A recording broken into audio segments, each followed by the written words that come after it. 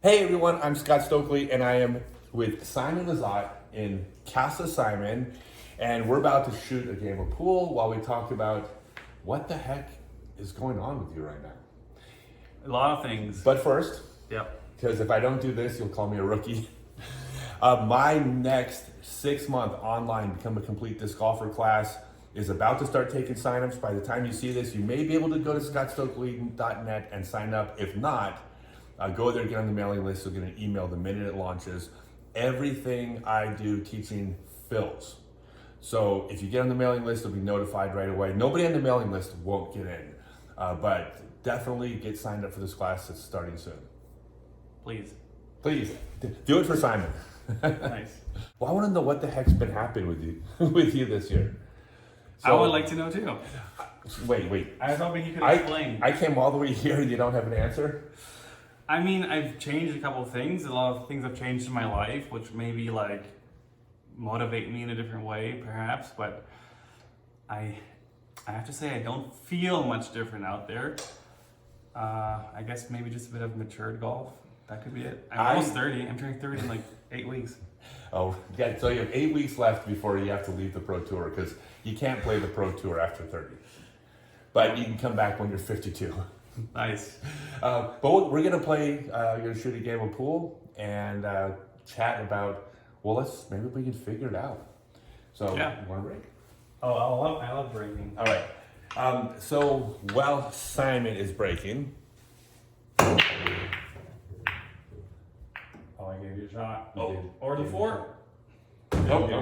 So the Simon, for those of you who have only been following recently, have only been watching this year, Yeah. and you're just the guy that's won 4 Pro Tour events this year, has been called by some the greatest talent in the sport, natural talent, the person who throws the biggest shots, the most spectacular lines, the best entertainer.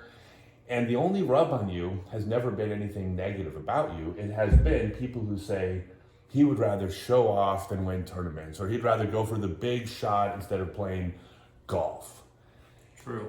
And are those things true? Yes. Okay. I was actually on the Nick and Matt show last night, and we talked a bit about that.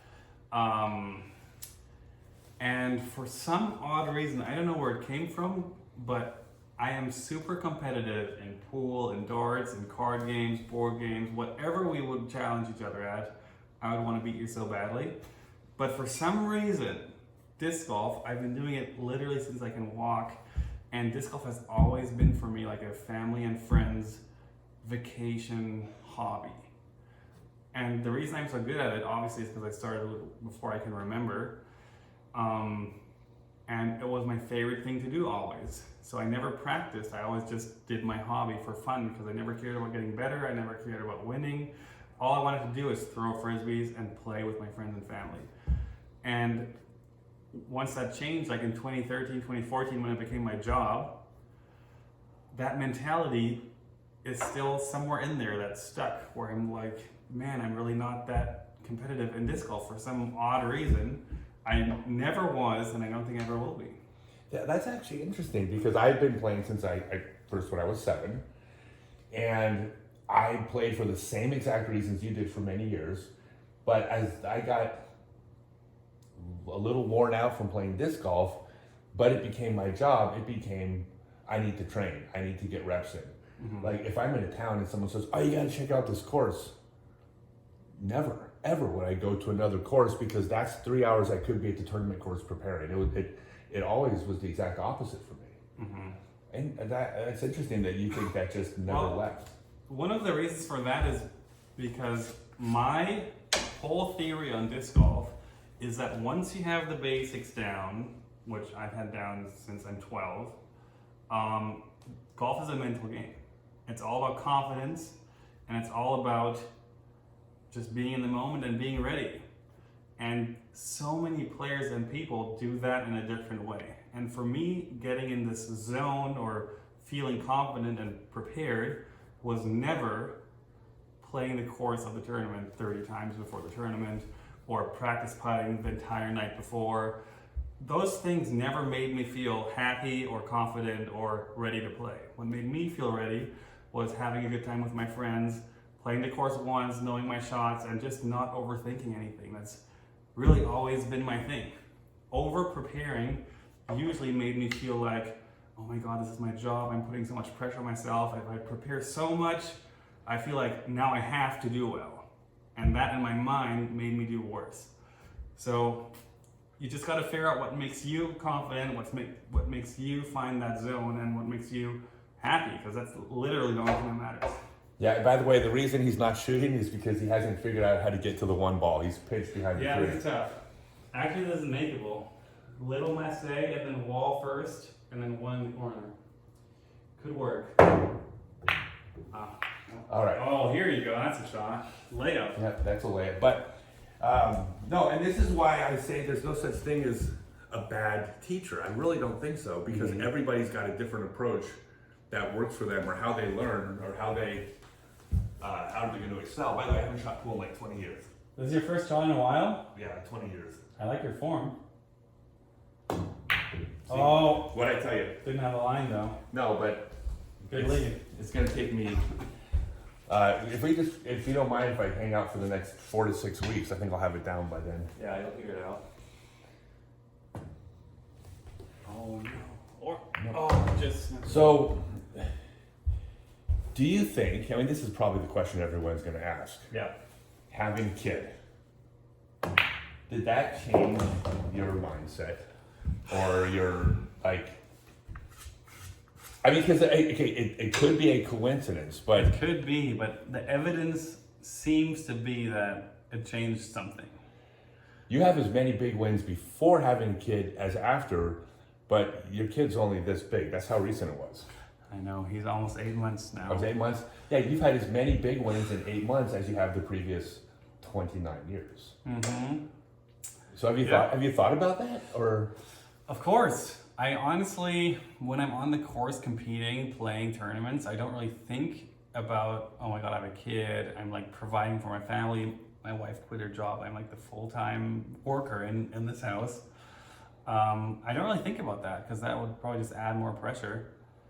But a lot of things with the baby actually have come kind of together, which I think all play a role. Which one is my injury on my elbow is finally calming down, and I'm pain-free throwing out there for the first time in like 2 or 3 years, which is obviously a huge mental and physical advantage finally again. And I just think with getting engaged, buying a house, married now, having a kid, just mentally I'm so much more mature.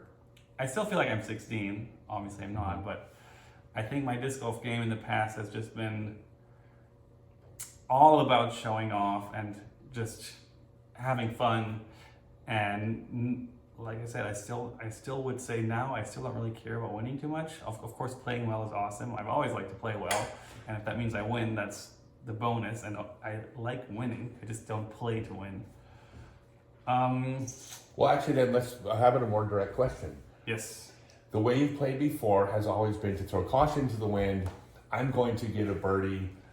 I'm not even thinking about what happens if I miss, because I'm going to take the shot that can get me there. Did you, or have you this year, made different choices on the tee pad? Or do you feel like you're still making the same aggressive shots?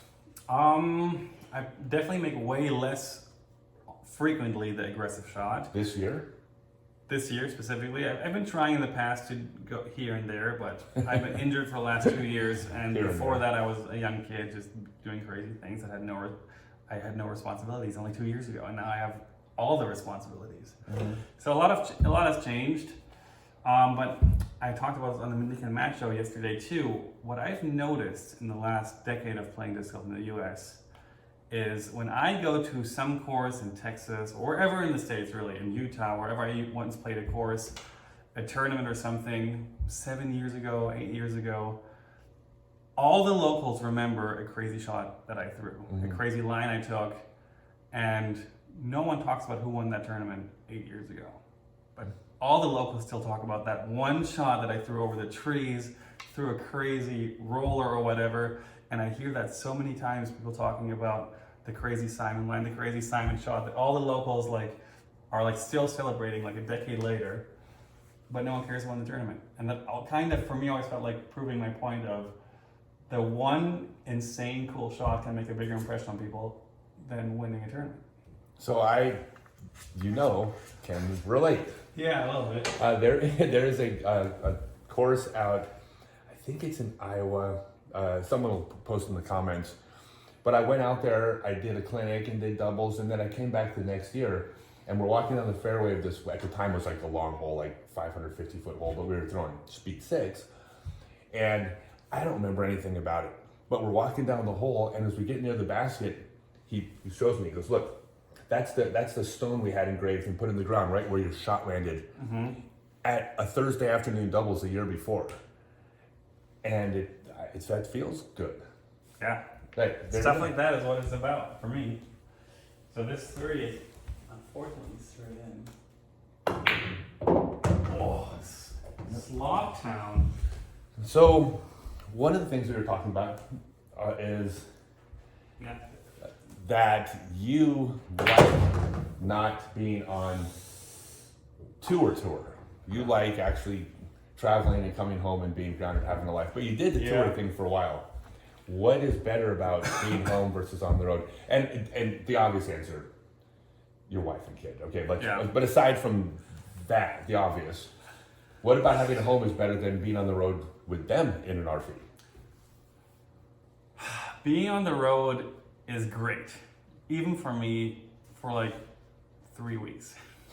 Everything after that just becomes like always the next and the next and the next. It's just, you never get home. And a tournament week is not only physically but mentally draining. And I feel like the feeling of getting home from a tournament and laying in your bed, which I knew from back home in Germany when I went to tournaments with my dad, it was always the coolest thing to come home from a tournament and just feel like, oh, I'm home, I made it, and looking forward to the next tournament. And when I was on the road for 3 seasons, basically, from 14 to 17, I never had that feeling. I always felt like after each tournament was like, oh, now I gotta go to the next, and then to the next. And the next day was clinics, and then that, and then that. And living in a motorhome, we didn't have a bathroom, stinky shoes, rainy days were miserable because everything was just getting humid and wet in the motorhome. And if it was cold at night, it was freezing in the motorhome. If it was hot at night, it was terribly hot in the motorhome. It's just, these small, they seem like obvious little luxuries in life, but I felt like I needed them more than maybe some other people. It's a personality thing. Some people love the life on the road, like you told me, you don't want a home. But for me, I've learned very clearly that I can go for 2, maybe 3 weeks, but then I need at least a week or 2 off at home and feel like I have a home base. No, it's definitely a personality thing. I mean, I'm a full-time, it'll always be a full-time nomad. The most horrible thing in the entire world was walking in the door, seeing the same wall I always see, and then lying in bed. Like, I've been in that bed before. Like, I experienced that bed. It's a great feeling. It is. It smells like home. You have your TV. You have your pets. See, you're avoiding the 6 ball. That's not that bad. No, I got it. It's straight in, I think. We'll see about that. I'm not going to get a shot. Right? Oh, I am going to get a shot. This is what I said 9 ball, because in 9 ball, it's kind of like a skins match. It's like you only have to make 1 shot at the right moment. Are you allowing a jump shot? What? Are you allowing jump shots? Of course. Okay. So I'm going to jump shot it in. Okay, he's going to jump shot it in. If I could zoom in, I would. Well, here we go. 7 in the corner. Got to aim. This is actually a really tricky shot because it's so far away. Shot. Oh, and look at that. Hard. But here's the thing. This is my 2nd shot in the past 20 years. And I didn't leave you much. No, but I mean, because if I make it and I freeze the cue, I win. If this was 20 years ago. But I can't. Easy bank. It's an easy bank, but then drawing the cues and wind up over here. Hit a bit harder, it'll come back. Yeah. Okay, well then I'm going to bank it over there. Okay. Oh, way too much cut. I see, that's my 2nd shot. As I pointed out, I was just playing defense. That is the best defensive shot of the game right there. I think I would be a much better pool teacher than I would be a disc golf teacher. I think I would be a great pool teacher. Are you a math person? Because pool is I was always math. naturally pretty good at math. Yeah, it's not book math, it's just intuitive math. I'm gonna try and make it in that corner. Oh, in 9-ball you don't really have to call shots. But... No, I know. But if it goes in, you don't want to think it's luck. Okay, now you don't want to miss again. So that's not an easy shot. At least you have natural position if you make it. Live commentary. Stokely. Using the Stokely method in pool. He needs about a 10-degree angle on the 7. He put about a 1-degree angle. Go in. Oh, is that game? Is that game? Yes. It might be game. I'm going to pick up the 9-ball and concede. And now stop. Oh, perfect. Now stop shot. Wait, I'm going to stop right here and tell everybody that I won. Yeah, you won. All right. I missed that. No, that's great. That's what we call a gimme. Yeah, I'll give that to you. All right, so Simon, thank you so much for letting me ship things to your house that you didn't know were coming. Well, you knew they were coming, but you didn't. I totally blanked on that. I was like, a bag? Why? Hope you enjoyed the bag. Yeah, hey, so I can speak for everybody. I mean, 0 people in the sport don't like you. Like, you're Probably not true, but I'll take it. That's true. And everyone's happy for you. I mean, everyone's happy for you in life. We love following the Facebook and the social media because you're family, you're clearly happy, and you're performing basically the way everyone knew you would if you wanted to. It's like let's put it this way: not a single person on tour is surprised. Can you believe the year Simon's having? You ask any person on tour, the answer is going to be yes. Of course, I can believe that. It was really a matter of when, not if. Let me say this. Before the year started, I messaged my boss, UC, and because we were talking about what I wanted to do this season, because I've had many times I was burnt out from disc golf. One reason is not playing well, kind of not being sure if I care about it enough, if I really love competing, and if it's my thing. Because I always in my brain, I was like, man, having a 9-to-5 job sounds awesome. Because my life has never had a routine after school. I know that sounds crazy to you, but I've never had a real job. And I've never had a routine. Congratulations. Thank you. That's something to be proud of. And the YouTube for me has been working great, and social media is something I really enjoy. Making videos and editing is like definitely a passion of mine, and I'm getting better and faster at it. So before the season, my plan was to play like 8 tournaments this year. Also because of my elbow injury, because it wasn't really getting any better, and I was frustrated with that. And I wanted to focus a bit more on YouTube. So we made a whole plan for that. Then kind of everything changed with when my elbow suddenly started feeling better again, and I was like, man, maybe I'm just gonna play this full season. After my son was born in February, I think I took like a couple weeks more off, and then I started the full tour, and I haven't missed an Elite Series event. Okay, I have to since ask. March. I have to ask. Was the decision to play a full-time season, did it start after you got woken up 4 times a night with a baby crying? No, before okay. that, but that definitely helped the decision. Okay. Having a baby is much harder than I expected. Also, I need to say that. But and I started practicing putting in the basement every night in the winter because I can't go outside because there's freaking 3 foot of snow every day. So I messaged my boss and was like, I'm going to play full season. I'm going to practice putting every night. I putted not even much, like 20, 30 minutes, so like 300 putts a night. And I messaged my boss and I was like, I want to go out this year and prove to people that I still can. I wonder if I look up that message and maybe I can screenshot it and publish it just for fun, because I sent him that sometime in the winter. I was like, I'm going to show people and surprise people this year that I think I said along the lines like, I want to surprise the tour. And spoiler, you didn't surprise anybody. I think some people are surprised. Well, okay, what I do is I go from 30th to 1st to 30th to 1st. Look, anybody that wins 2 tournaments is a surprise when there's 80 people there that can win. So it's a surprise that anybody wins 4, but I mean, I just mean this as a compliment. Nobody is surprised. I'm sorry. None of the people that know you. I'm surprised. Okay, well, so not nobody. You're surprised. A bit. But no, that's great. So look, very much Yes. appreciate it. I will be back at Worlds next year. I don't want to like ruin it for anybody, but I'm gonna win. Did you play Vermont? What? Did you play in Vermont? Or did you drop out? No, I Oh, played. You drop out here. No, I played. Not I good. didn't play well. No. No. I I missed would the do. This was so bad. You asked me if I played in Vermont. I actually had to think about it. That was a week ago. Yeah. That's, by the way, that is the side effect of actually being on the road. It really is. Everything's a blur. It's a blur. I had to actually think that I did play. Was that a practice round? Those were real rounds. No, I had a hard time at Fox Meadows. It killed me. Me too. All right. Thanks, Simon.